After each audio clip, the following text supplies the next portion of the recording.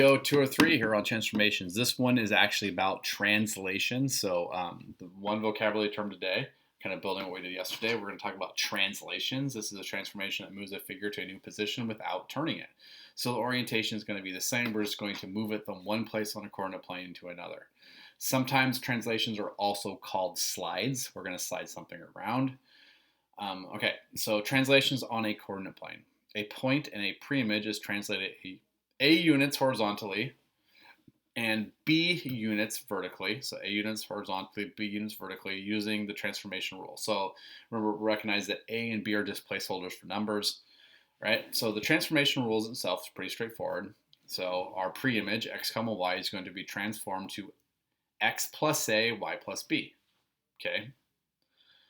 So if A is greater than 0, so if we're adding a positive value to x, we're going to move to the right. So if we increase the value of x, we're going to move to the right. That makes sense. So we know in a coordinate plane, as x increases, we move to the right. If A is less than 0, we are going to be moving to the left. So if we're subtracting, essentially that means we're subtracting the max, we're going to go to the left. If B is greater than 0, so B is what we add to y, we're going to go up. That makes sense. As we increase the y value, whatever the point will do is, wherever the point's at, it will move up from that current point. So it's going to go up. If B is less than 0, we will go down. All right, now obviously if we add 0 to x, so if A is 0, we're not going to move at all left or right. Conversely, if B is 0, we're not going to add left or right. In fact, we usually just don't say add 0, we just leave the x or the y as it is.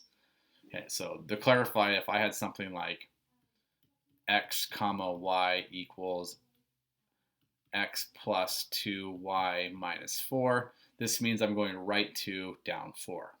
Okay, right to down 4. I'm adding to the x, I'm taking away from the y. If I had something like x comma y equals x, y plus 5, this would mean I have no horizontal change. That means I'm not going left or right. I'm just going to stay where I'm at, but I'm going to go up 5. So not moving left or right, going up 5. Okay, let's say I had something like this. This would mean I'm going left 10 and I'm not going up or down at all. So that's basically how it works. So adding to the x right, subtracting to the x left, adding to the y up, subtracting from the y down, right? And obviously if we're adding 0, we just don't do anything. All right.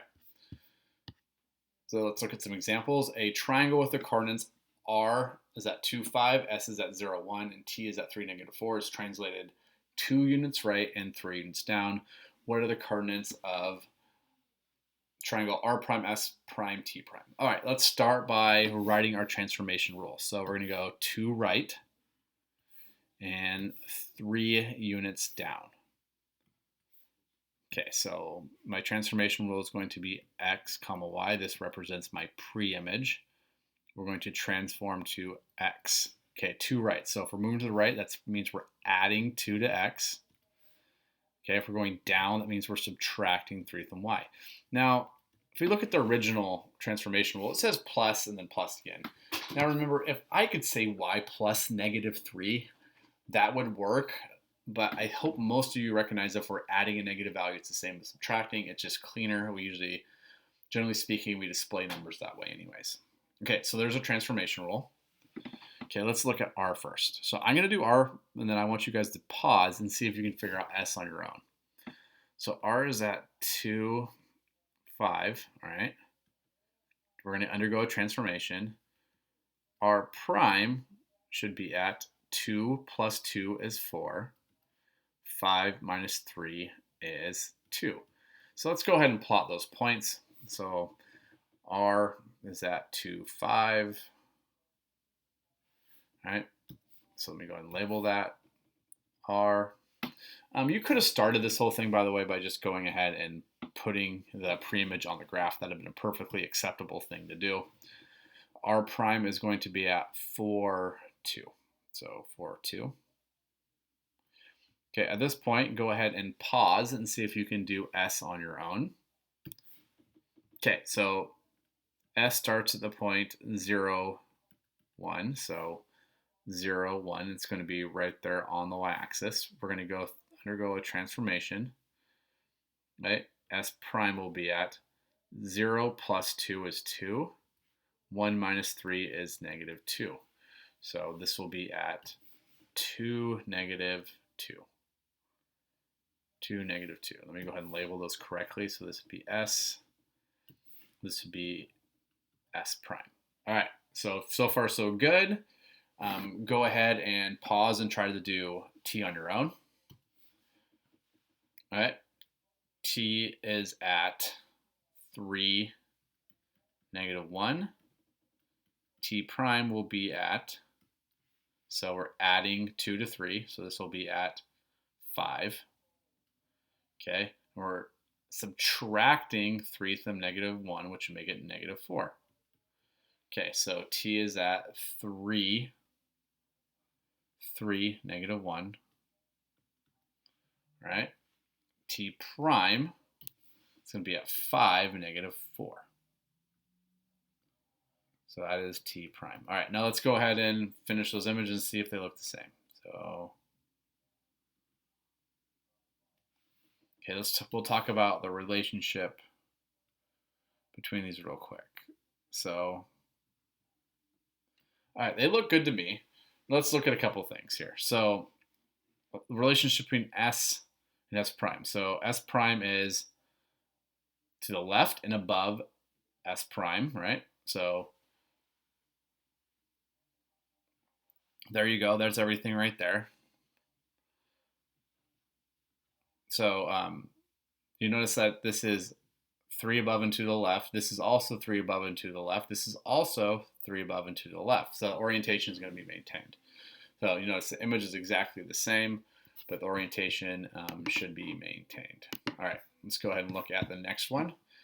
All right, so this one's just describing the horizontal and or vertical path of each transformation. So if we're looking at this, we're adding to the X and we're adding to the Y.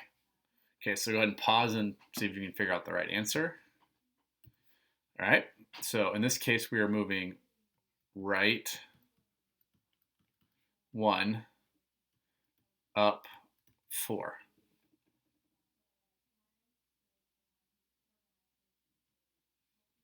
Okay, right 1, up 4. Okay, next one. All right, so I see.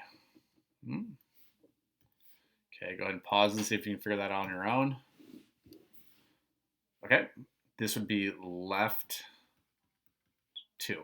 Now, we don't have to say anything else because we're not going up or down. We're just moving left 2. Okay, transformation rule, x comma y, x plus 6, y minus 1 is applied to the triangle formed by the points D was negative 2, 5, A is negative 2, 2, and B is negative 2, 4. Let's go ahead and graph that. So we're going to do this one a little bit differently. I'll graph this one in black. So I have negative 5, 2. That's where D is located. And then I have A is at negative 2, 2. And then B is at negative 2, 4. Okay, so I insert a line.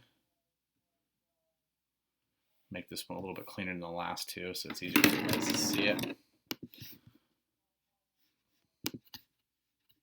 Of course, I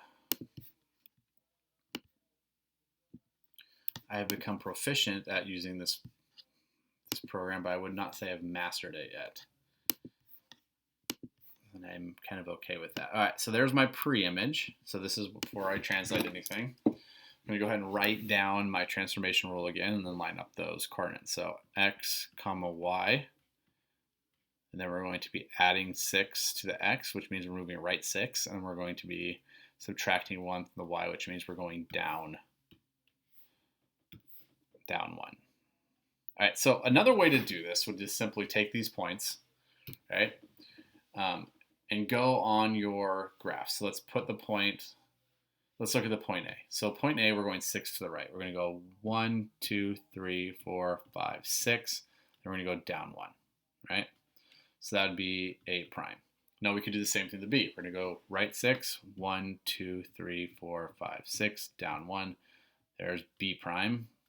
And then we could do the same thing with the D. We're going to go 1, 2, 3, 4, 5, 6, and down 1, D prime. So connect it. Okay, we still have a right triangle that has a side length of 3 and 2, side length of 3 and 2. All right, that's an alternative way to do this. Now, if you're asked to map it out, you're expected to actually put the points down. So D, -5, 2, A, -2, 2, B, -2, 4. Now, I would encourage you to understand both techniques, right? So using this technique, if you want to go ahead and pause right now and see if you got these all right. Okay, so this will be -5 plus 6 would be 1. 2 minus 1 would be 1. So 1, 1, look at that, works. A prime, -2 plus 6 is 4. 2 minus 1 is 1. 4, 1, that works. B prime, -2 plus 6 is 4. 4 minus 1 is 2. 4, 2. Oh, I made a mistake. I made a math there. 4 minus 1 is not 2, it's 3. So that should be at 4, 3, which it is. Okay, so that was the introduction to translation. If you have any questions, please save them for next week in class. Of course, if you're dying to hear, you can email myself or Ms. Olson or Mr. Martz, and hopefully we can fill you in on anything you're missing. Okay, I have to head off to track practice, so I'm going to upload this video, and I will get the last one out tonight. Thank you. Bye.